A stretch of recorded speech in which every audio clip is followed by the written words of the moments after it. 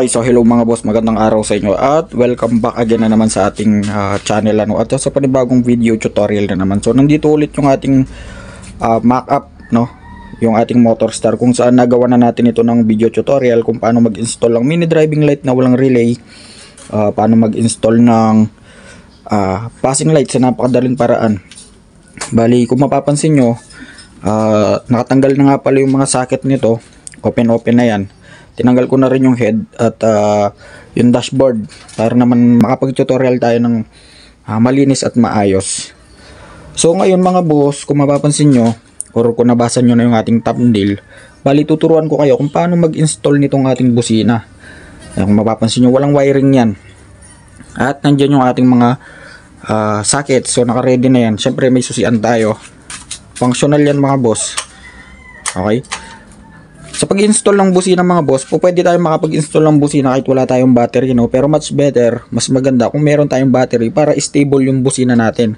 So kapag wala kasi tayong battery, then nagbusina tayo, nakasunod lang siya sa RPM or sa minor ng ating motor. Habang nire-revolution natin yung motor natin, dun lang lumalakas yung busina. So yun yung hindi kagandahan kapag walang battery. So much better kapag may battery, sinusi mo, makakapagbusina ka na kahit hindi pa naka-andar yung makina. Ngayon may battery naman tayo dito. Ayan. So may battery tayo, bagong-bago yan. And then ignition switch, naka-ready na, at yung ating mga terminals. Okay? So sa busina natin mga boss, wala namang polarity yan, no? Ibig sabihin wala siyang positive at negative or baliktaran siya. Kahit na magkabaliktad yung wire na pagkakabit natin, okay lang. Okay, so nailagay na natin yung isa and then yung isa naman. So ibig sabihin kahit saan pumasok yung positive at negative dyan, tutunog at tutunog pa rin yan. Basta ang kailangan lang ng busina natin ay positive at negative na supply. Okay, so imagine natin itong isang wire na hawak ko, yan na yung gagawin natin ground kasi mas malapit na to sa chassis. So pwede natin ilagay yan sa chassis at pwede rin natin itap yan sa mga wires ng ating harness, basta sa negative. So sa mga Honda, kulay green nga pala yung negative or ground wire natin. Then sa ibang brand naman is kulay black. Okay, pero dahil malapit na yung chassis, yung pinagtapan natin nitong mini driving light, yung ground, so dyan na natin isasama yan. Imagine nakatap na yan, pupulupot lang natin yan kasi nga demonstration lang naman ito. So ipulupot ko muna or itap ko muna. Okay, so ayun na mga boss, na-itap na natin itong isang wire ng ating busina which is dito sa chassis. Ayan, kasama ng, saan ba yun? Ground nitong ating mini driving light. So negative na natin yan, ano? Yan na yung ground natin. Tapos yung isa, open pa. And then, syempre meron tayong horn switch dito mga boss. Ayan.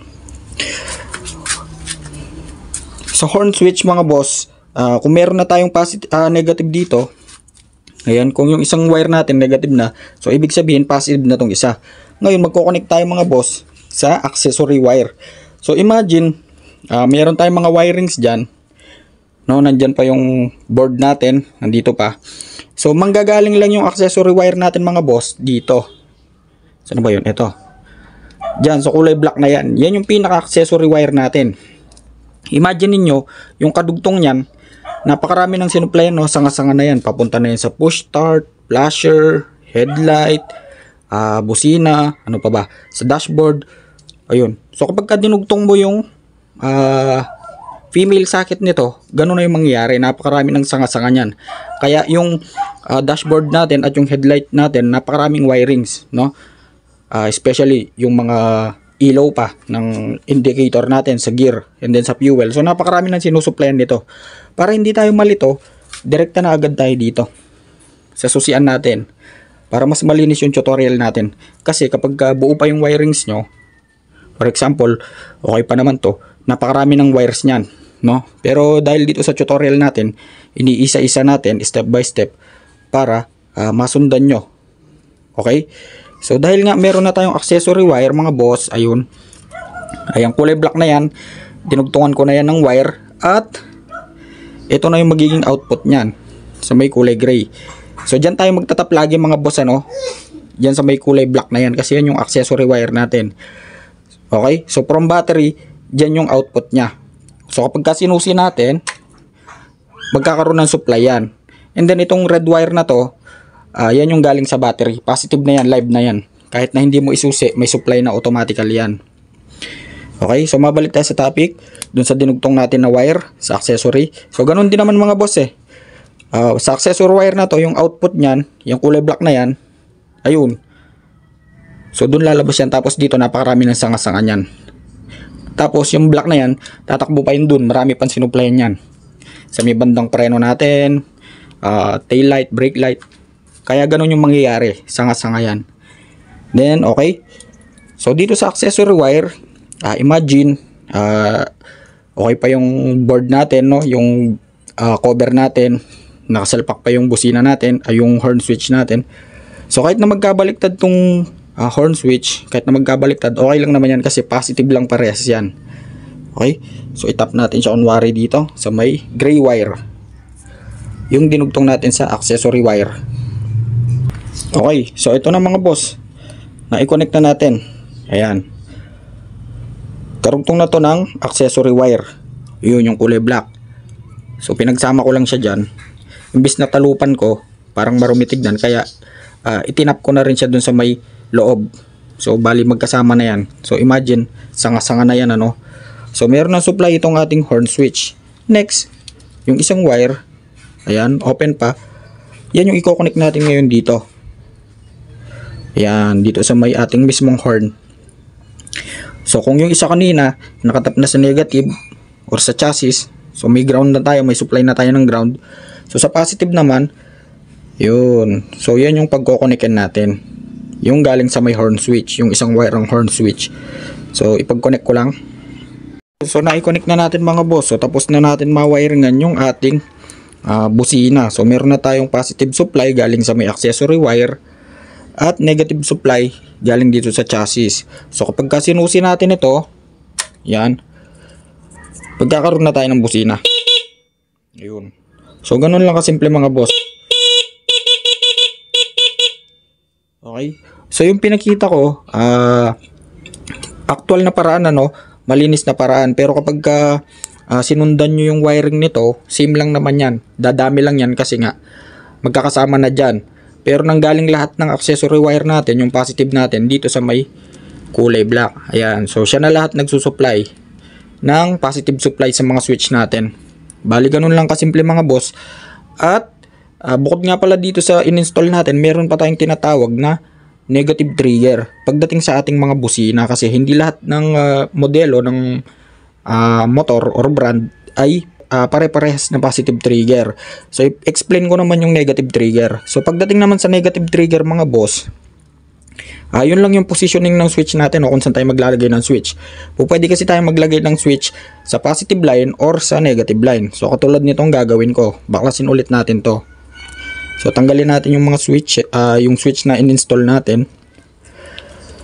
So kung itong in-install ko ay positive supply, kasi nga sa positive line tayo naglagay ng switch, ililipat naman natin siya ngayon dito sa negative line. Okay, so tanggalin ko lang.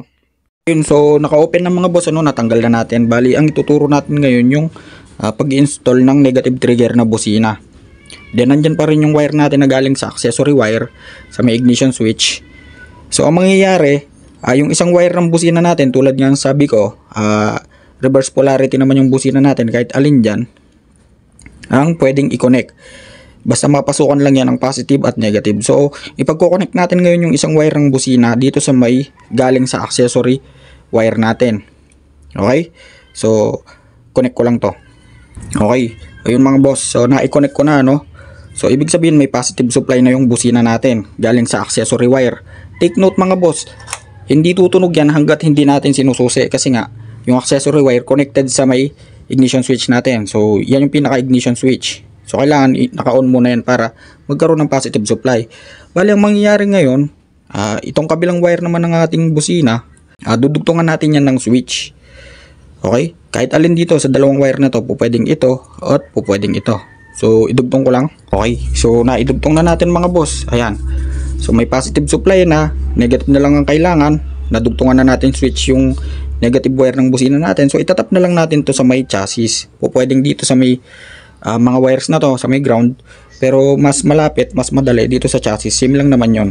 So tap na natin dito kung saan tayo nagtap kanina ng wire. Yan. So imagine na lang natin na nakatap yan. So maganda yung pagkakalagay, ano. So dito na ngayon tutunog yung busina natin. Ito ngayon yung tinatawag na negative trigger. Kasi nga sa negative nakalagay yung switch natin. So doon siya nagka-cut and supply ng current. Okay? So on muna natin. So kapag pinindot ko to, yun. So yun yung tinatawag na negative trigger, mga boss. Okay? So ganun lang kasimple, mga boss, mag-install ng busina, no? And sa susunod, aayusin natin yung head nito, yung sa may headlight, yung sa may dashboard. Explain natin step by step para magkaroon kayo ng idea, lalong-lalo na pagdating sa inyong motor. Bali, hanggang dito na lang at sana may natutunan kayo. At kung nagustuhan yung video na to, so please like, share, and subscribe.